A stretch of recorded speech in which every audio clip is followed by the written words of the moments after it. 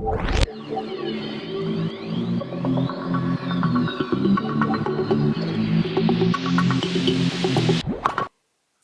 a couple different ways to do this. I prefer this way here, using an engine support bar. That's the way it calls it out in the manual. I think it makes it easy though, especially if you don't feel like pulling everything out. If you want, you can pull the entire engine out, separate it on a cherry picker. It's really not too much more. Once you get to this point, it's just a couple extra wires on the harness on a stock car. With this one, I got everything on quick disconnect, so just pop it out, disconnect the fuel line. I already got that bolt loose on the motor mount there, so that it can pivot a little bit. We would just lift it up and slide the whole thing out if we wanted to do it that way. So if you look how this hooks up, you got the factory lift points. There's one there in the front. You got one here in the back on the motor. So the issue is you got a straight bar, right? So you're not going to be able to hook up to both of them reliably using the little hooks. So you just take some scrap metal, and it's just some square tubing and some angle iron I had left over, and just made a couple little adapters to give it a straight pull while the bar is in line. You can see they're lined up there, and they're adjustable a little bit by swinging them back and forth. Nothing crazy. This is a pretty heavy motor. It's a big iron block, but one of these holds it up just fine, especially, like I said, if you want to leave the engine in the car. Once you get to this point, though, you could always put one of those little hydraulic lifting foot tables underneath the car, and you always lift it that way and pull it out too. But we're going to drop it down using these adjusters, get it down to a slight angle. Got a transmission jack here that we're going to put up underneath it, and then take the pressure off, disconnect a few bolts on that upper mount to get it to clear, and then we'll slide the whole transmission off. That is the goofy Volkswagen 18 that they love to throw in on these newer cars. Good old days of a 10, 13, 17, and 19 to take the whole car apart or car over. Now you gotta throw one more in the mix, so gotta expand your toolkit.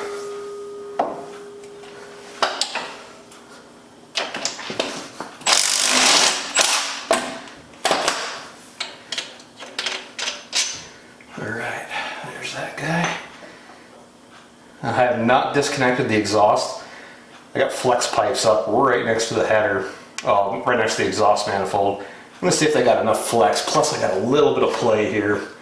So if I have to, I'll bust loose the V-band there and see if that'll give me enough wiggle room, but I think I'll have plenty of room to drop this down a little bit.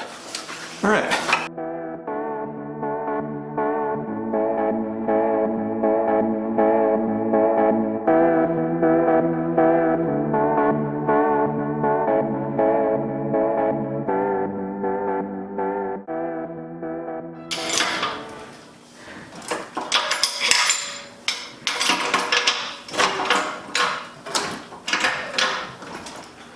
And now we've taken the weight off of that. So tighten these guys up. And if you're looking right there, you can see it's starting to lift everything up for us.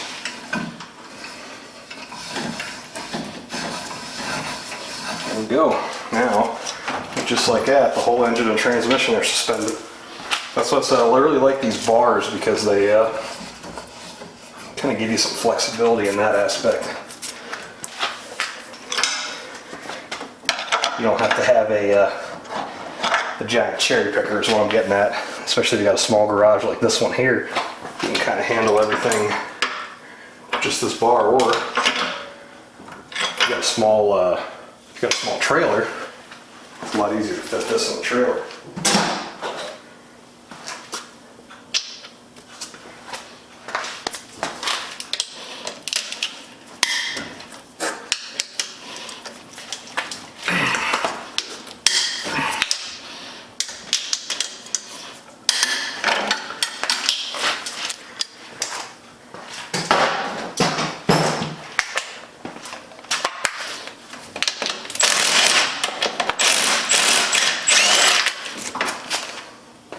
When you take these bolts out, do not have any weight on that mount.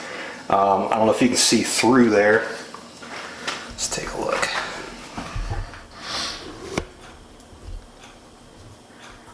If if you look through those wires, you can see on this mount, there's an airspace there because I got to lift it up, right? So there's no weight on any of those bolts. They're just sitting there.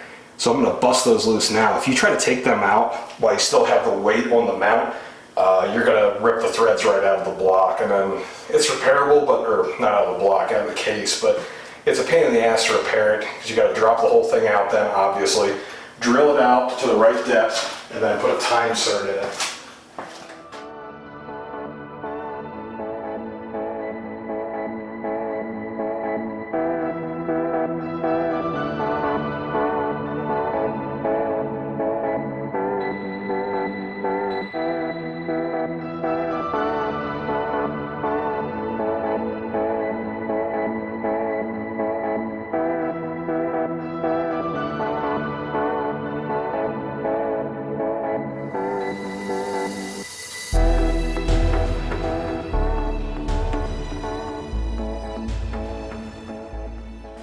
Alright, that shortens up the whole back half there. Let me show you what I'm working on here.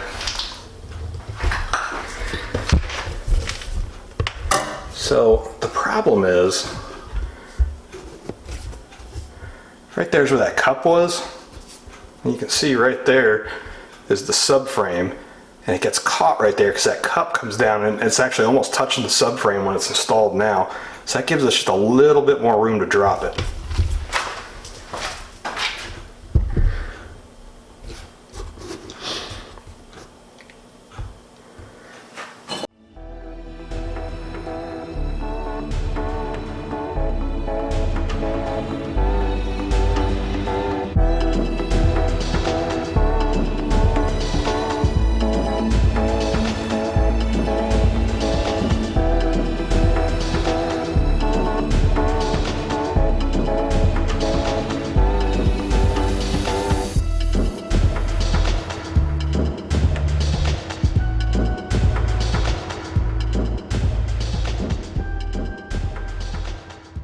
Bit of a pain with practice though. Like I said, I haven't done this in a long time. Alright. You see where she was catching on the flywheel there. No big deal. Get her out from under. Pull her screw runs. And there she is. Not too bad. Alright.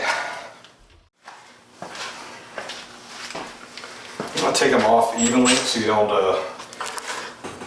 hurt the pressure plate here. Direct on. So you got 6 bolts here. I do not reuse these either. And we're just gonna give them each a little, just a little bit, kind of a cross pattern here, because you're relieving the tension of the cover right now. You can see it moving a little bit. Kind of a cross pattern. Not really, but. So I'm interested to see how this clutch has held up for some hours of road racing. It's the same clutch I used on a turbo setup on the car. Held a lot of power. Was able to strip 4th gear twice with it. Not that I'm happy about that, but I mean, it's capable of doing it, so. Okay, she can tell it's just stick your finger in there and wiggle the clutch. So now we'll zip these out. These are like $1.29 a piece. Just replace them. I don't know if it lists it or not, but for the cost, why bother? Alright. Wow, that clutch disc still looks amazing. Very happy. Dang. I was actually kind of getting worried about this thing. Oh, just because of the amount of use and miles on it, but flywheel looks really good. Pressure plate looks really good. It's a puck clutch. It'll hold some power. It takes a lot to overheat it, and you don't got to worry about oil, completely ruining it right away. It's a sprung hub, so it is designed to be used with a solid flywheel, not a dual mass flywheel. Dual mass flywheel takes the spring of the clutch hub, of the clutch disc hub, and incorporates it into the flywheel itself.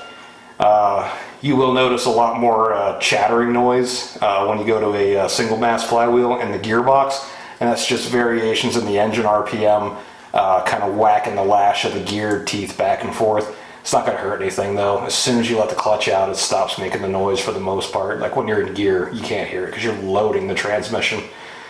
This one is unique though, because not only does it have a sprung hub, if you look in the center of it, there's a washer between the two halves, much like a stock clutch. I think it's called like a Marshall spring or something like that. But what that does is it gives it more of a stock clutch type feel when you're releasing it. So instead of being that friction zone that's like 4 or 5 millimeters, you know, where it's like an on-off switch basically with some puck clutches, the multiple pucks and that spring there in the center, that spring washer, gives you more of a stock type friction zone. Like, I mean, it's got quite a wide friction zone, like I'd say a third of the pedal. So you can, you know, slip the clutch a lot easier and get a nice smooth start. I drove this on the road for, oh shoot, probably 10 or 20,000 miles. I drove it from Georgia all the way up to Pennsylvania, and I was running 24 pounds of boost in a 2.8 liter. So I mean, it held a ton of power, and it drove fine, drove like a stock clutch.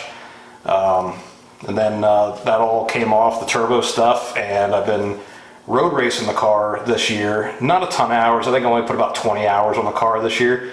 But the pucks all look exactly like they did when I put it in. I'm actually going to take a measurement on it this time though, and record that. I got a little maintenance logbook just so I can just kind of keep track. I mean, I'm not super concerned. Like, I don't have a wear limit. I'm just I kind of want to see like just how long these last, just for my own personal purposes, or how quickly they do transfer material. I will say there's not really a lot of dust at all inside the bell housing or the flywheel. So I would have to say that it's probably going to last a really long time. You can kind of barely see it right there. But there's an air gap. It's not a solid piece with the pucks riveted to it. And inside that air gap is a spring, like a wave washer. And that kind of helps soak up some of that. You can see a piece of it sticking out there. See how it goes back and forth, up and down like that.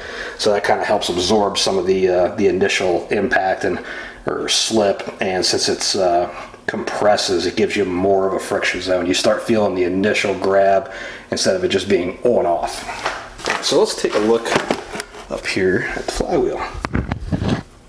I think she looks pretty good, honestly.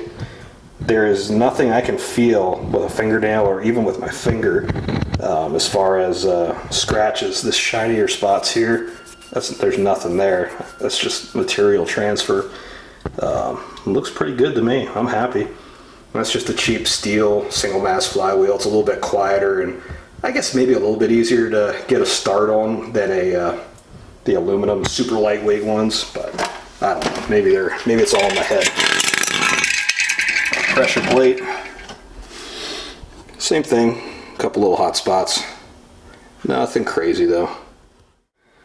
So with these throwout bearings, I did blow one out with the turbo setup that I had on the car.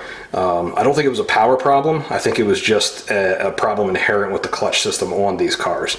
So what I ended up doing was putting the well-known shim kit behind the throwout bearing here, the slave cylinder throwout bearing combo unit, and it moves it towards the flywheel just the tiniest amount. I mean, it is extremely thin, like a little bit thicker than a soup can lid probably.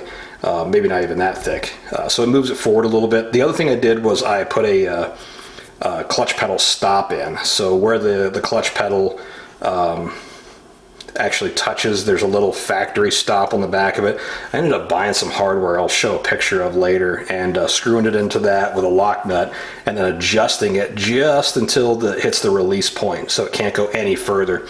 And what happens is that'll actually push past a certain point and it'll pop open, and when you take it off you'll know because it'll be all the way out to here and you won't be able to shift the car above like 4,000 RPM. You're relying on the synchros to do all the work of slowing the gear stack down and getting it into the next gear, and you're going to burn your synchros up really quick. So yeah, if you have trouble shifting at high RPM but the car is fine at idle or low RPM, you probably blew out your throwout bearing. These VWs are pretty well known for it. And that's all that's left. The motor's just hanging right now, as you can see. So I'm going to level it back out just to take any pressure off the exhaust system. And we're going to start making some parts here. We're going to do some new coolant lines. I got a lot of factory coolant lines on here. I mean, as you can see. So some of these were actually the original to this car. This was a 2003. It's quite a lot of miles, and I don't want to be sitting out a race because I blew a radiator hose, and they're all kind of goofy shaped and all that, as you guys know. So I've already done everything else I can to kind of fix the cooling system. It's got the aluminum pipe, the crossover crack pipe there. I got the aluminum thermostat housing.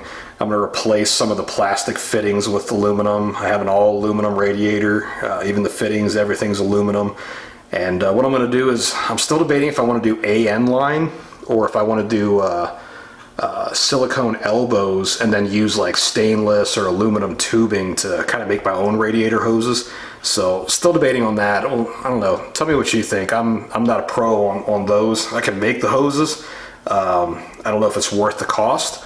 And I could also just buy silicone elbows and cut stainless tubing. And the only thing I see with that is you got more connection points. So I guess it could be more likely to have a failure. But I don't even know if that increases anything worth noting. I mean, that could be, you know, nothing. So I'm not sure. You tell me what you think and what your experience has been.